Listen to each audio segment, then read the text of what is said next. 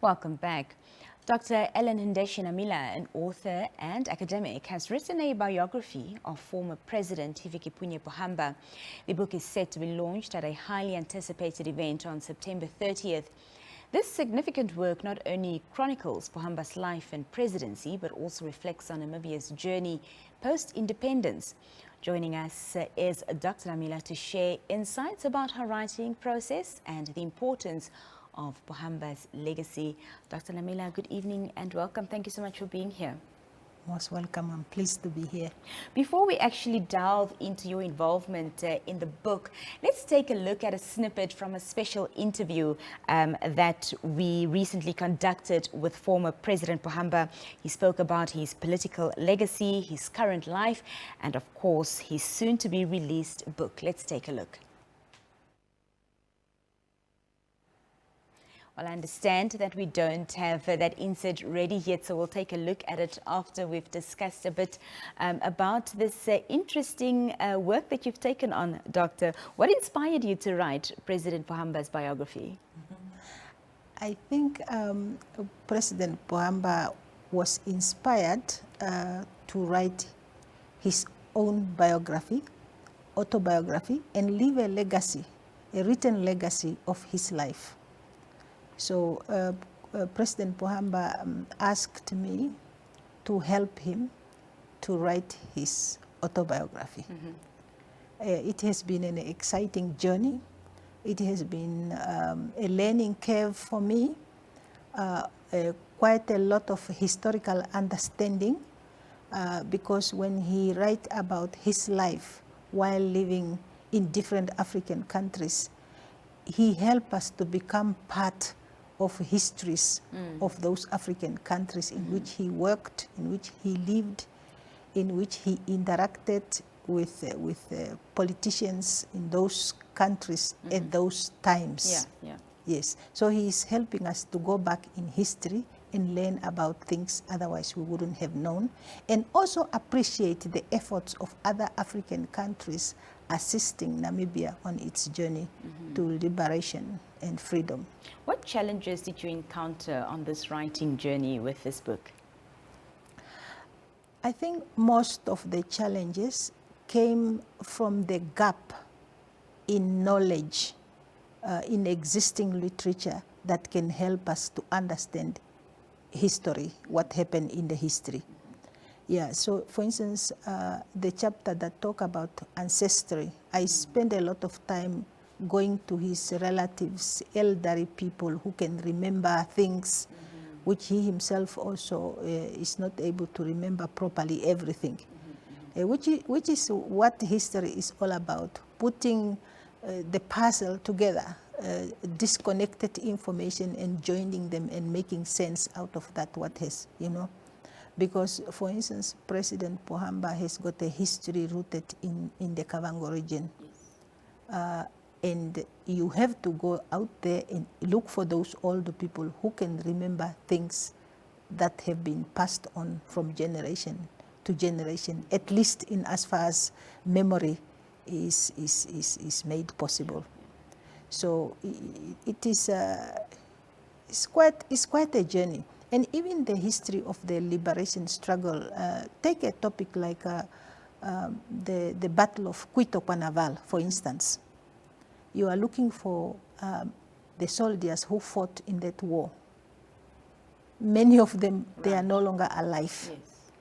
And sometimes you are forced to get information from those who were told by others, and then try to make a connection and try to link with people who they will tell you, no, so was there, so was there. You have to look.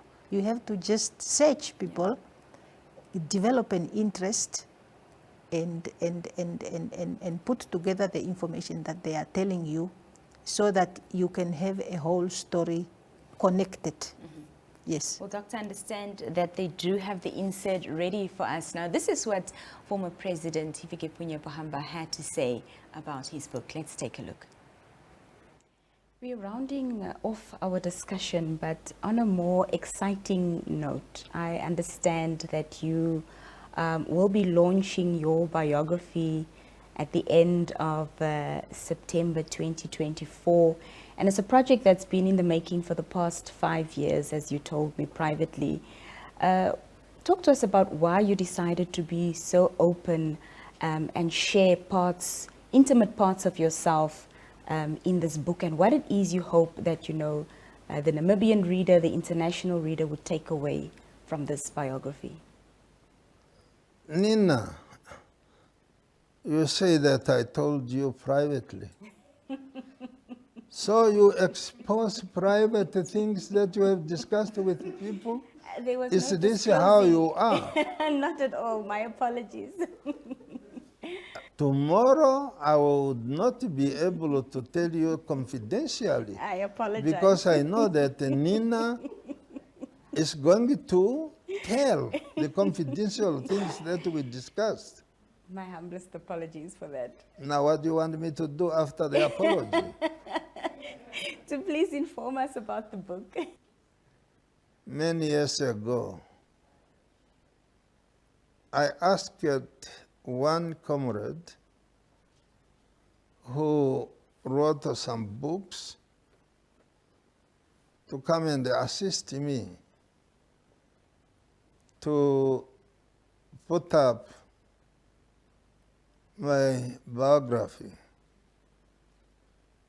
This is Dr. Elena Namila. Is a comrade, one of the young ladies we had sent to school. She went to North Africa, West Africa, not North Africa. And then she ended up in Finland studying. So I asked her to come and assist me on drafting or writing my biography. She did. And the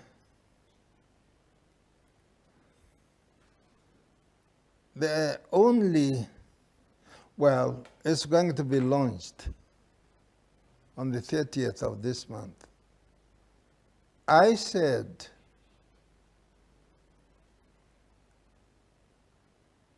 the outcome of this book must go to the Hifikepunye Pohamba Foundation. All of it, it must go there. Hifikepunye Pohamba Foundation is a foundation that I have set up with a specific program of education. I asked the Karumi Sangula to be the chairman of the foundation. And we have been having a problem to raise money. But the small money we got, let me say, the foundation can only fund education of the people studying agriculture. A person who is studying a law or studying something else will not be given this money. But a person who is either doing animal or crop production farming is welcome. He can be given this. So I hope we will be able to get some money in order to add to the Hifikepunye Pohamba Foundation. That is about the book. Just very lastly, Doctor, before we let you go, how do you envision, the impact of this very special biography will be on future generations? I think one of the impact which I see is that our society is kind of drifting from Ubuntu. If you really look what is happening in the society, you sometimes want to wonder whether we have lost ourselves somewhere. And when you read the book of Hifikepunye Pohamba, it is a book of human solidarity. The relationship between those Namibians who went in exile looking for help, how they were accepted by people in Botswana, how they were accepted by people in Zambia, in Tanzania, at the United Nations, in the OAU, and also other countries who put their life before us. If you look at a country like Cuba, that battle that war in Angola, we wouldn't have won it had it not been the Battle of Quito Cuanaval, where the Cubans sacrificed even their own citizens to come and fight for us and to help to liberate Southern Africa. So it teaches human solidarity, because Cuba was not paid by us. Even Angola, to host us in their own countries, we didn't pay them money. They were not paid to host us. It came out of pure human solidarity and the love for Africa, which I am saying, if I look around, we have experience of COVID. People closed their borders and they didn't care what is happening next door. So I think somehow we have lost some human solidarity somewhere, which those days, and which this book narrates so well, so eloquently. I think hopefully it helps other people to help the next person who is suffering. Dr. Namila, it's been a pleasure having you here with us. Thank you so much for joining us. You're most welcome. That was Dr. Ellen Ndeshi Namila speaking to us about the launch of former President Hifikepunye Pohamba's biography. When we come back after this brief break, we've got some more conversations, so don't go anywhere.